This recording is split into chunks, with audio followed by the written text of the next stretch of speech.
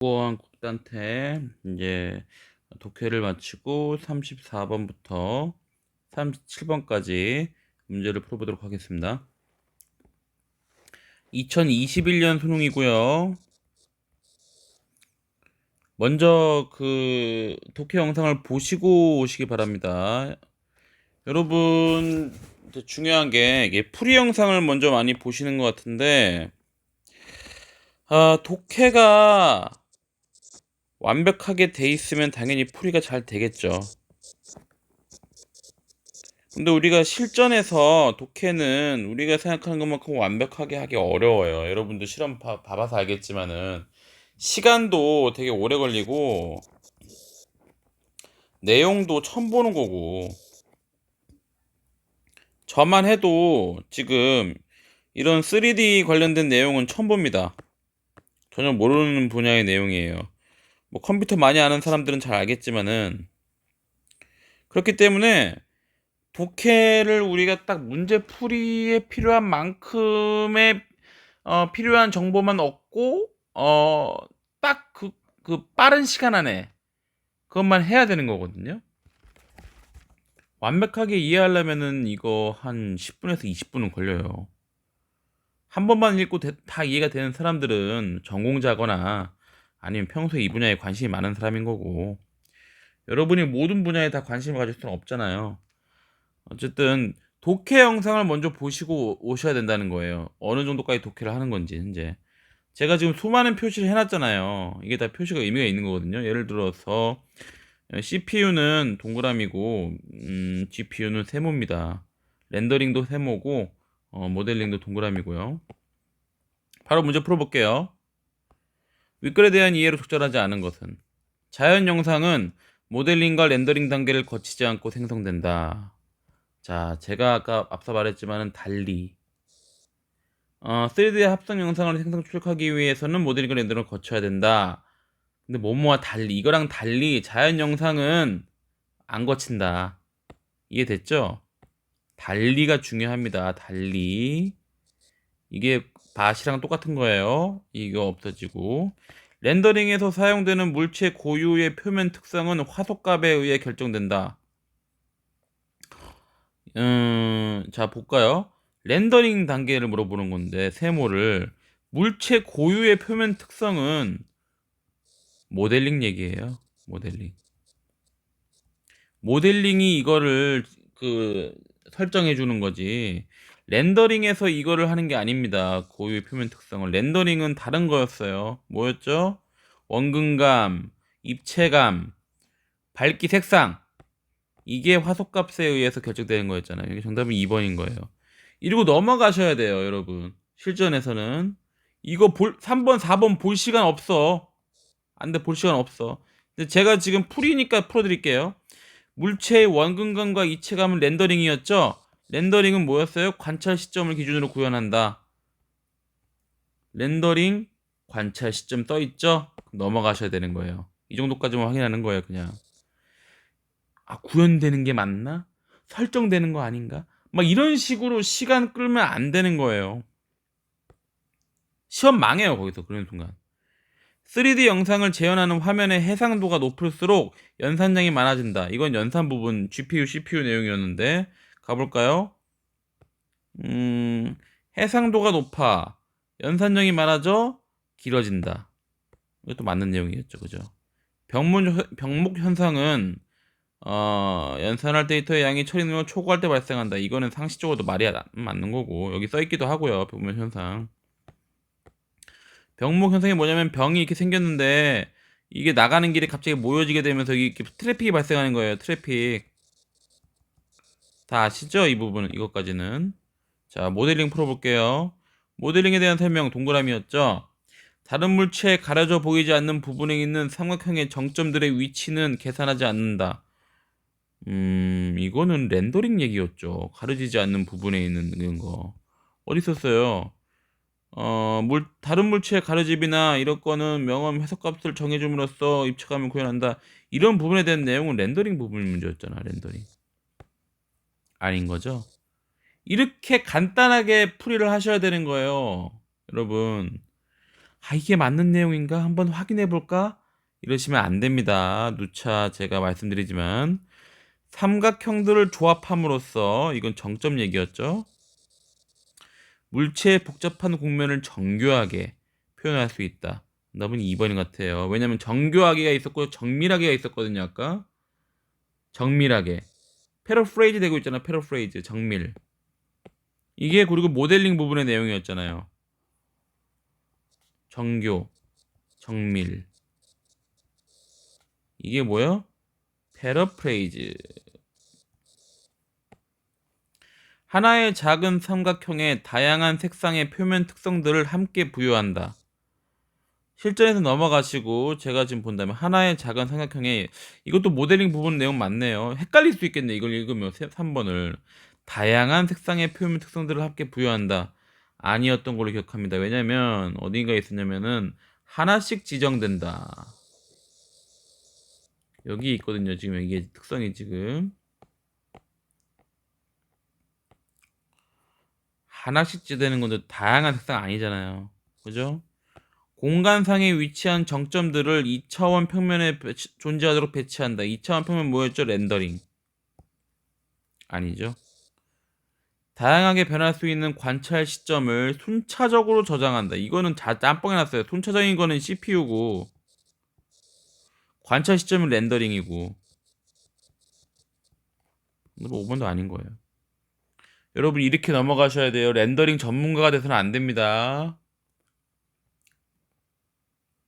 36번 기억에 대한 추론. 난이도 높을 거예요. 이거는 동일한 개수의 정점 위치를 연산할 때 동시에 연산을 수행하는 코어의 개수가 많아지면 총 연산 시간이 길어진다. 동일한 개수인데 현재 코어의 개수가 많아지면은 지금 보면은 GPU, CPU 비교하고 있는데 GPU가 코어가 많았죠? 코어가 다수였죠? 그래서 어떻게 됐어? 동시에 한다 그랬죠? 동시에. 그래서 연산 시간 줄어든다고 했죠? 시간. 근데 보면은 동시에 연상하는 코어의 개수가 많아지면 연산 시간이 길어져요? 줄어들겠죠. 그건 아닌 거죠.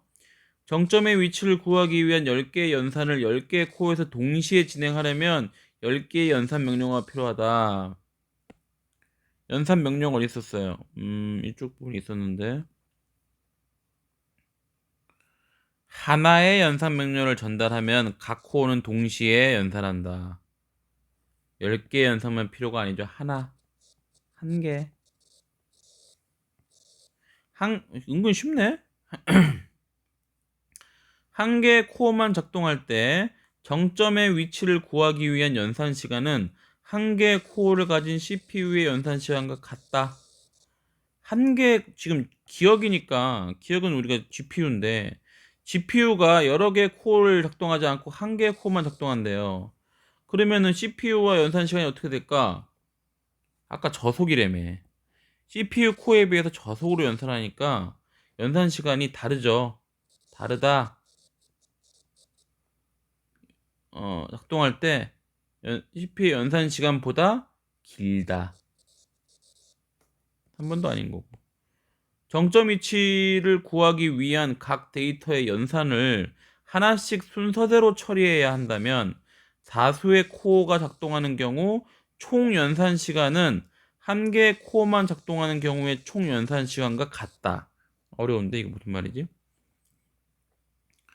이거 좀 어렵네요. 정점 위치를 구하기 위해서 각 데이터의 연산을 하나씩 순서대로 처리했대요. 근데 이게 지금 A가 아까 제가 여기 있던 메모를 지웠는데 좀 정리를 하느라고 A가 이게 순서대로 아닙니까? 지금 동그라미 순서대로 순서. 뭐 GPU B는 동시에예요. 동시에 세모 동시에. 근데 지금 GPU가 순서대로 처리를 해야 한대요. 순서대로. B가 동시가 아니라 순서대로 한대. 그럼 다수의 코어가 작동하는 경우 총 연산 시간은 한 개의 코어만 작동하는 경우에 총 연산 시간과 같겠죠? 적은 거 아닌가? 더 많이 그래도 아닌가? 근데 이게 지금 CPU라고 하면 모르겠는데 같은 GPU 내에서 한 개의 코어만 작동하는 경우에 총 연산 시간 같다고 보는 게 맞는 거예요. 왜냐면 다수의 코어를 작동하더라도 지금 하나씩 한다며, 하나씩. 그러면 한 개의 코어가 작동하는 경우는 시간은 같겠죠. 약간 애매하긴 한데 좀 넘어갈게요. 5번 보고 정합시다. 정점 위치를 구하기 위해 연산해야 할 10개의 데이터를 10개의 코어에서 처리할 경우 모든 데이터를 모든 코어에 전송하는 시간? 한 개의 데이터를 한 개의 코어에 전송하는 시간과 같다. 순차적으로 각 코어에 전송한 후 연산한다. 그러니까 이게 뭐냐면 전송이랑 연산이랑 달라요. 연산은 동시에 하는 게 맞는데 전송은 순차적으로 해요. 전송은 GPU더라도. 그렇기 때문에 10개의 데이터를 10개의 코어에서 처리를 하는데 지금 GPU가 있게 치면 이게 C가 코어예요. 코어가 이렇게 있는데 10개의 데이터를 자, 한번 데이터 주고 데이터 D 주고 D1 D 또 주고 D 또 주고 이러는 걸 얘기하는 것 같아요. 그럼 전송하는 시간은 한 개의 데이터를 한 개의 코어에 전송하는 시간과 다르겠죠. 10배거든, 10배. 10개를 해야 되니까 순차적으로. 그러니까 5번은 아닌 거니까 4번이네요. 4번은 좀 애매하긴 한데 뭔가 말이 꼭 저렇게밖에 못하나? 보기를 만드는 거를? 4번이 정답 같아요. 37번 봅시다. 3D 애니메이션 제작을 위한 계획의 일부 윗그릇 바탕으로 조절하지 않은 것은 주인공 네모가 얼굴을 정면으로 향한 채 입에 아직 불지 않은 풍선을 물고 있네. 정지 화면이네, 정지. 네모가 바람을 불어넣어 점점 커지네. 뭔가 느낌이 오죠? 커진다. 풍선이 더 이상 커지지 않고 모양을 유지한 채 네모는 멀어진다. 이거 원근. 렌더링 나와야겠죠, 렌더링. 자, 볼까요? 장면 1의 렌더링 단계에서 풍선에 이름이 가려져 있는 또 나오네. 가려 보이지 않는 입부분의 삼각형 표면 특성은 화소값을 구하는 데 사용되지 않겠군. 표면 특성은 모델링 얘기였잖아.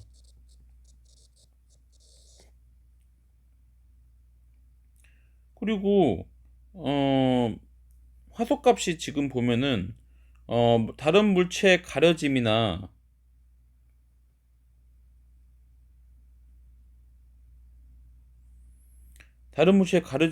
조명에 의해 물체의 명암 이런 것들은 고려해서 화소값을 정해준대요.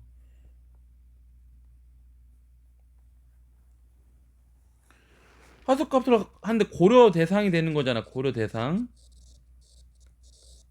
구하는데 사용이 되지 않겠죠. 보이질 않는데. 그리고 실전에서는 표면 특성 나오면은 모델링 부분이에요. 모델링 부분. A 대 B. 모델링 부분인데 렌더링 단계라며요. 지금. 어쨌든 사용하지 되지 않는 게 정답인 거고 문제를 풀 때는 모델링 단계를 생각하시고 그걸 정답을 지워 나가셔야 되는 거예요. 장면 2의 모델링 단계에서 풍선에 있는 정점의 개수는 유지되겠군. 장면 2에서 모델링 단계래요. 갑자기 풍선에 있는 정점의 개수는 유지되겠군. 보자. 정점의 개수인데 풍선은 지금 풍선이 커지고 있잖아요. 지금 풍선이 커지고 있다. 물체가 커지거나 작아지는 경우에는 정점 사이의 간격이 넓어지거나 좁아지고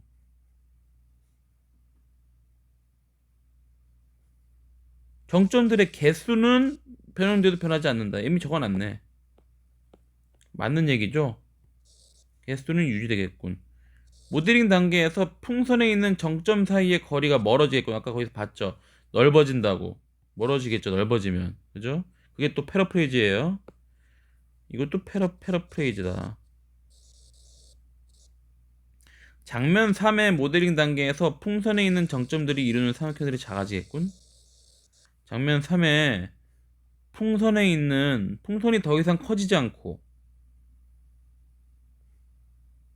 풍선이 커지지 않고 모양을 유지하고 있잖아요. 그런데 삼각형이 작아져요? 모양이 유지되고 있는데?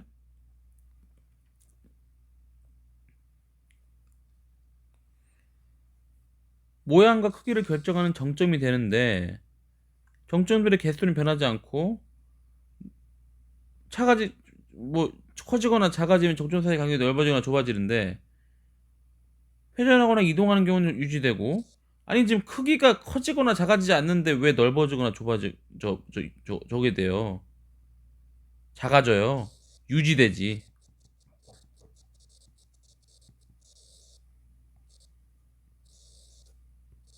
정답은 4번이 되는 거예요. 그리고 이거는 화소값이니까 이거는 여러분 이거 중요한 게 원근감이 나왔는데 봐봐 원근감 얘기 나왔죠. 원근감 풍선과 함께 네모가 지금 네모가 멀어지고 있는 거예요. 네모의 화소값이 변화가 되겠죠.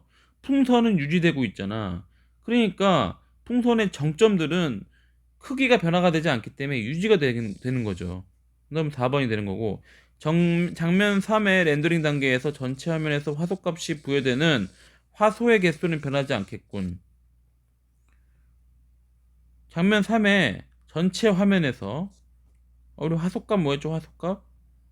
화소. 화소의 개수니까 화소에 대한 내용을 보면은 화소인데 전체 화면을 잘게 나눈 점이 화소인데 정해진 개수의 화소로 화면을 표시하고 각 화소별로 화소값이 부여된다. 그러니까 변화되는 것은 변화되는 것은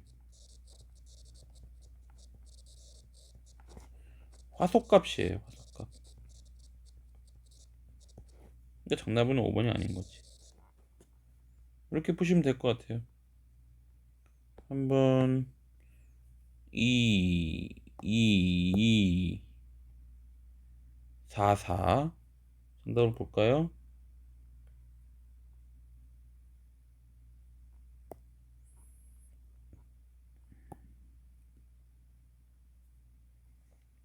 2, 이걸 잘못했고 2, 2, 4, 4 2, 4, 4 맞네요. 일단 풀이는 여기까지 했고요. 어, 좀 중요한 부분이 뭐냐면은 일단은 어려운 지문이었던 것 같아요. 어려운 지문인데 여러분 다시 여기서 정리를 드리면 지문에 대해서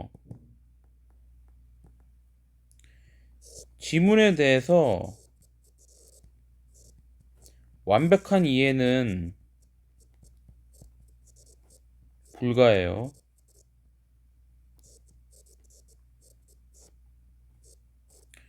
독해는 필요한 정도만큼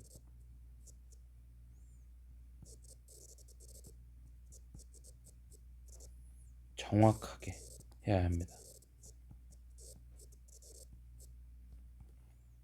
이걸 이해하셔야 될 것 같아요. 오늘 영상은 여기까지고요. 들어주셔서 감사하고 구독, 좋아요 부탁드리겠습니다. 그러면 감사합니다.